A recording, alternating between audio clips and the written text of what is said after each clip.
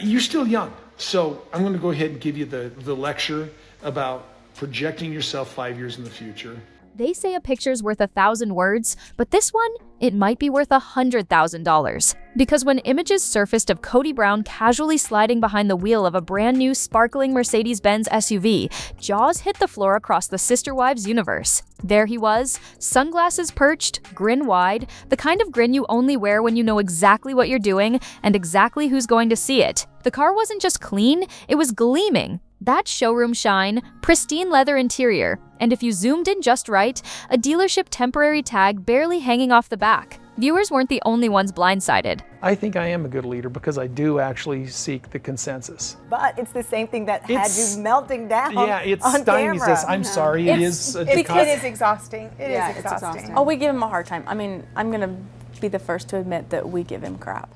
According to insiders, the women in Kody's life found out the same way we all did, from the photo. Not a call, not a heads up, not even a smug group text, just a full-glam paparazzi snap of their former husband flaunting what insiders estimate to be a $110,000 luxury vehicle. And the timing? That's where it gets truly shocking. Because, and get this, according to one alleged leak from inside the family circle, Kody was still at the dealership, keys barely warm in his hand, when he sent out a message that would make even the most patient ex-wife boil. "No liquid funds right now," the text read. That's the exact phrase he allegedly used in a chat thread with Christine and Janelle just moments after the purchase. I never felt like I had much control over my own money because everybody was pulling from the same, which is great. We did that. We set our family up that way. Yeah. But like towards the end, it was just really hard. This wasn't some cryptic comment weeks later. Sources claim the timestamp on the message fell within 30 minutes of the dealership timestamp. If true, that means the very same man who just dropped 6 figures on a status symbol vehicle was also telling 2 women who bore him 12 children between them that he couldn't offer any help with household or support expenses. And while Christine and Janelle are both fiercely independent, we know these conversations weren't about luxury, they were about mortgage gaps, school bills, car repairs, groceries. Real needs. So when Kody turned around and paraded his new ride like a midlife trophy, the mood shifted fast from stunned silence to full-on fury. As an exercise, not to live in the future, but as an exercise, because I can't roast you. I'm supposed to, but I just don't know you. It's hard to roast people you know. And I'm not good at insults anyway. I'm good at taking insults. Christine, insiders say, didn't even respond to the group chat, but her friends reportedly heard about what she did do next. She ran that plate, and what she found might have been the final straw. Christine didn't need to yell, she didn't need to post, she didn't even need to confront him, because the truth had a way of speaking louder than anything she could have said. According to a source close to the family, the moment she saw the Mercedes photo, Christine acted like a woman on a mission. She allegedly jotted down the license plate number, zoomed in on the tags, and ran a quick registration search. And what popped up? A VIN number tied to a brand new purchase filed that morning. Not last week, not last month, not a pre-owned vehicle on layaway. This was a fresh off-the-lot acquisition with Kody's name slapped on the paperwork. And that was the moment something in her snapped. Insiders say Christine has kept detailed financial notes ever since the divorce, not to hound anyone, but to protect herself. Because once you've spent nearly 3 decades being told the money's tight, and that everything's shared, and that there's just not enough right now, you start to notice patterns. And this one, it was undeniable. And the big question is, were you happier then, or are you happier now? Way happier now. Way happier now.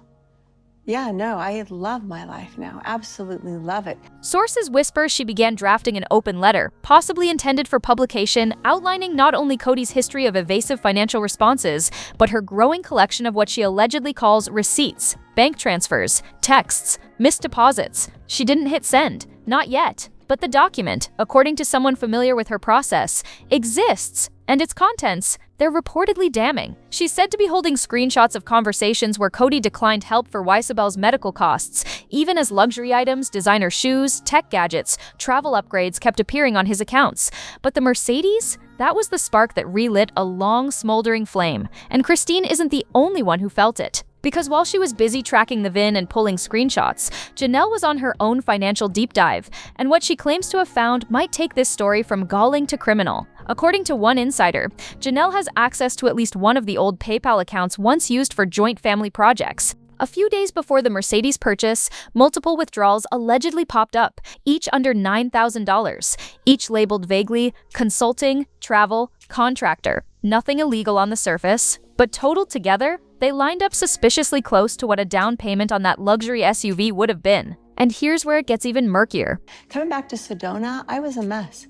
I was like, I can't believe I have to go back to that town, because Sedona was where I understood how little I mattered. Some of those transactions Janelle allegedly noticed pulled funds from community accounts set up before the splits, accounts Kody assured everyone were frozen or dormant. When Janelle confronted him, it wasn't loud, but it was late. A source claims she waited until nightfall, then called directly, no texts, no preamble. The conversation was allegedly icy, and by the end of it, Janelle had come to one clear conclusion. He never intended to stop spending. He just intended to stop spending on us. And from what we're hearing, that realization might have only been the beginning. For Janelle, that late-night call didn't just confirm her suspicions, it cemented something she'd long tried to ignore. This wasn't about money anymore. This was about respect, dignity. The years of scraping by, of balancing bills while Kody ranted about fairness and big-picture planning, were flashing before her eyes. And now he was flexing behind the wheel of a vehicle she couldn't afford on her best day. According to a close family associate,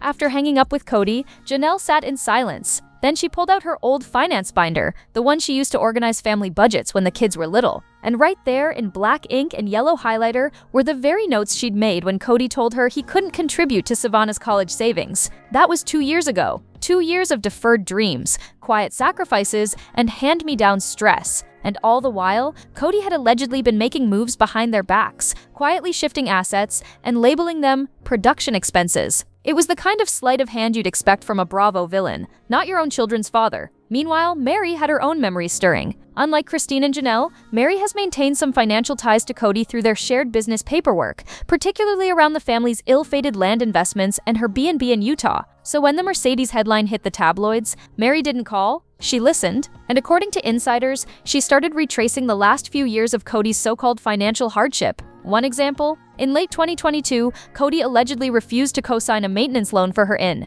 telling her the family's funds were spoken for due to Coyote Pass costs. But that same month, sources say, he approved a new entertainment system for the Flagstaff rental Robin was living in. It was over $8,000, documented in a leaked invoice shared among a few confidantes. Meri never pushed it publicly. She held her tongue as she always has. But something about this Mercedes story has reawakened her frustration. One family insider claims Meri reached out to a financial advisor she trusts, not to sue, but to investigate, quietly, carefully, because if Kody has been using shared assets to bankroll his lifestyle while simultaneously pleading poverty to his exes, there could be serious consequences, especially with multiple properties still entangled under all their names. And the kicker? According to this same source, the advisor allegedly advised her to start preparing an audit trail. It doesn't matter what the show says. The advisor reportedly told her, what matters is what the bank says, and the banks don't lie. And just as Meri began gathering her statements and old agreements, Robin's name popped up in a place no one expected, with documents that pointed to something even bigger. Robin's name had been hovering around the edges of the Mercedes drama from the very beginning, because let's be honest, in the Brown universe, big-ticket spending never happens without her shadow somewhere in the frame. But this time, the paper trail may have landed squarely at her feet. According to an alleged tip from someone close to the family's Flagstaff circle, county records show a fresh HELOC, home equity line of credit, was filed against Robin's Arizona property less than 24 hours before the Mercedes was spotted. The timing was no coincidence. The amount? Roughly $200,000, earmarked generically for renovation and utility upgrades. But sources familiar with the family's finances say no contractors were seen at Robin's house, no permits were pulled, and no visible work has started since. Which begs the obvious question, where did that money actually go? Insiders whisper that Robin may have funneled part of that HELOC into a joint discretionary account, one she and Kody allegedly still use for emergency family needs. But what qualifies as an emergency in Robin's world seems to differ wildly from what Janelle or Christine would recognize. Because while those two were budgeting dental work and juggling heating bills, Robin was allegedly spotted browsing high-end boutiques just days after the HELOC posted. One source even claimed she was overheard discussing luxury leather interiors at a car detailing shop near Sedona, just hours before Kody's Mercedes was delivered. Again, no official receipts have surfaced, tying her name directly to the purchase. But as one insider put it, the timing's too perfect, too clean. Robin doesn't swipe her own card, she positions the pieces, and perhaps most unsettling for the ex-wives is how familiar this all feels. Back when the family was still united, at least on paper, Robin's spending habits were a regular source of tension. From the infamous nanny expenses to that eyebrow-raising doll collection worth tens of thousands, her financial footprint has long dwarfed everyone else's. But this A possible secret equity withdrawal from her home to help bankroll a flashy new SUV while Kody cries poor to his other kids' mothers? That's more than a splurge. It feels like a slap in the face, especially to Janelle, who reportedly once asked Robin for help covering a kid's tutoring and was met with a passive "we'll have to check with Kody," and now Robin's signature is allegedly on a lien that's raising eyebrows across multiple zip codes, because if even a portion of that HELOC funded the Mercedes, it's not just a bad look, it's potential legal exposure. And Pristine, for one, is said to be done playing polite. By the time fans caught wind of the HELOC rumors, the internet was already on fire. But once Robin's name became tied allegedly to the Mercedes purchase, things truly exploded. It started with a few sharp Reddit threads, but within 48 hours, the hashtag Mercedes money had gone viral. TikTok sleuths were pulling clips from the show's most tearful confessionals, overlaying them with dealership photos and price breakdowns. Side-by-sides showed Kody bemoaning tight finances just weeks before this flashy purchase, followed by footage of Robin insisting, "We don't live fancy." The contrast was brutal. But the fury wasn't just online, it was boiling over in the real world too, especially among fans who'd watched Pristine and Janelle sacrifice, hustle, and rebuild their lives after decades in a system that seemed designed to trap them. Viewers remembered every moment Janelle sold her jewelry to keep up with bills. They recalled how Pristine lived in a modest rental while Kody refused to help with a down payment. And now that same man was allegedly telling them via text that he couldn't afford a dime to support their needs, minutes after purchasing a vehicle that costs more than most family homes in rural Utah. The optics weren't just bad, they were damning. Even longtime Kody defenders found it hard to spin this one. One former producer allegedly told a podcast, "There's no version of this story that doesn't look selfish. It's like he forgot the cameras stopped rolling." Because even without a TLC lens pointed at him, the drama had become bigger than any reality TV episode. It was bleeding into the culture, symbolic of something larger. Women waking up to manipulation, realizing their power, and refusing to be financially gaslit any longer. And the show's silence? That only made things louder. Fans begged for a response, but none came. No public statement, no Instagram clarification. Just Kody allegedly posting a cryptic Bible quote about truth setting you free. Not a great look when Pristine's team, according to sources, was preparing to release a limited-run podcast about her journey post-divorce, complete with never-before-heard details about financial arrangements. And then there was Janelle, reportedly working with a well-known family attorney to audit the past decade of shared property management. She isn't just angry, insiders say she's methodical. And she's done being polite, because this Mercedes wasn't just a midlife crisis on wheels. It was a signal flare, a neon sign broadcasting exactly how much Kody valued his comfort, even as the women who built his empire were left splitting groceries and refinancing dreams. And the excuses? Well, those were about to unravel faster than ever before. If Kody thought he could spin the story, he underestimated just how loud the backlash had become. In a last-ditch effort to justify the purchase, he allegedly told a niche podcast that the Mercedes was a production vehicle, a term that raised more eyebrows than it calmed. "We need it for filming," he reportedly claimed, hinting that TLC required a safe, reliable car for transporting crew and gear during remote shoots. But fans weren't buying it, and neither, apparently, were his ex-wives. Within days, leaked registration details surfaced on social media, showing the vehicle was titled solely under Kody's name, with no mention of the network or any business entity. Not a lease, not a production write-off, not a work-related agreement. Just a full purchase, straight to Kody W. Brown, with a Flagstaff address listed as the garaging location, and according to one dealership employee who spoke under condition of anonymity, the scene was anything but professional. He came in alone. No camera crew, no paperwork from any production company. The insider alleged he was chatty, joked about needing something that made him look more like a boss. Another staffer claimed he tried to haggle for a discount by name-dropping the show, even asking if they wanted a signed photo for the dealership's wall. He wanted the influencer treatment, the source added, but he still paid retail, which only fueled the fire more. Because if Kody really dropped 6 figures on a car while simultaneously dodging financial responsibilities to his former wives and kids, it wasn't just irresponsible, it was proof, in Pristine's alleged words, of emotional abandonment backed by a debit card. Fans began calling it a textbook case of image over integrity, and the symbolism wasn't lost on anyone. A luxury SUV? That's not just a ride, it's a statement. It says, "I've made it," even if the people who helped you get there are still scrambling. And Robin, sources say she's kept eerily quiet, no comment, no post, no denial, just silence. And that silence to the women who've lived with her speaks volumes. Janelle in particular is said to be documenting every dollar she's owed. Insiders whisper she's compiling a multi-year timeline of unpaid reimbursements, deferred maintenance, and vague business expenses that always seem to benefit Robyn's household disproportionately. And if the whispers are true, she may be preparing to file something formal. Not for revenge, but for fairness. Because after all these years, she's done accepting scraps while someone else drives off with the whole meal. And just when it seemed like things couldn't escalate further, they did. Because once lawyers get involved, everything changes. And according to insiders close to both Christine and Janelle, that's exactly where this is headed. Quiet consultations turned into formal appointments. What began as frustration and disbelief had started taking legal shape. Sources claim Christine's team is reviewing the original property agreements for Coyote Pass. Yes, that same patch of Arizona land that was once the family's golden dream, and reevaluating whether Kody's behavior could impact how those assets are divided. After all, if joint funds were allegedly redirected into personal purchases without notification or consent, there could be grounds to challenge previous arrangements. Even Janelle, who's always taken a more live and let live approach, is now reportedly requesting itemized breakdowns of shared accounts, especially any that were once considered family emergency funds. And here's the kicker. Some of those accounts, sources say, were never officially closed. They simply went dormant, sitting there in limbo with names attached and balances slowly siphoned over time. One insider familiar with the family's financial paperwork said, "It's not that Kody emptied them all at once. It's the slow, sneaky bleeding of it. 5,000 here, 7,000 there. Always with a different excuse. Production needs, legal fees, travel. Then suddenly, poof, what was once a nest egg became a ghost balance. And the moment Christine and Janelle realized that, everything snapped into focus. Because if even part of that Mercedes was paid for using funds originally set aside for group needs, it's not just shady, it could be actionable. Meanwhile, Robyn remains noticeably absent from the narrative. No defense, no denial, no attempt to calm the storm. And fans are starting to connect the dots. Multiple bloggers have now surfaced claims that Robyn's home was recently appraised for refinancing, with figures that don't align with the standard cost of utility upgrades. In fact, one unverified but widely shared rumor suggests the appraisal was timed specifically to justify that HELOC increase, effectively inflating the home's value just in time to pull the cash. It's a complex, subtle maneuver, but to the women who've been financially sidelined for years, it feels all too familiar. And while Christine and Janelle weigh their legal options, insiders say Kody's reaction has been pure panic.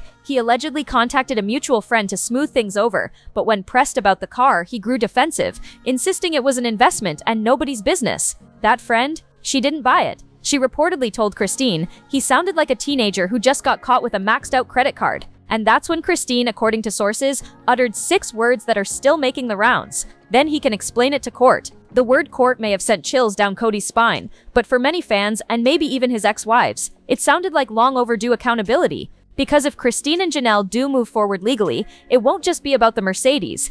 It'll be about everything that led up to it. The unpaid debts, the shifting accounts, the selective generosity toward Robyn's household, and the years of financial gymnastics cloaked in vague promises and spiritual jargon. And while the sister wives' cameras might have stopped rolling, the real drama was unfolding where it mattered most, behind closed doors, with attorneys and spreadsheets and receipts that don't lie.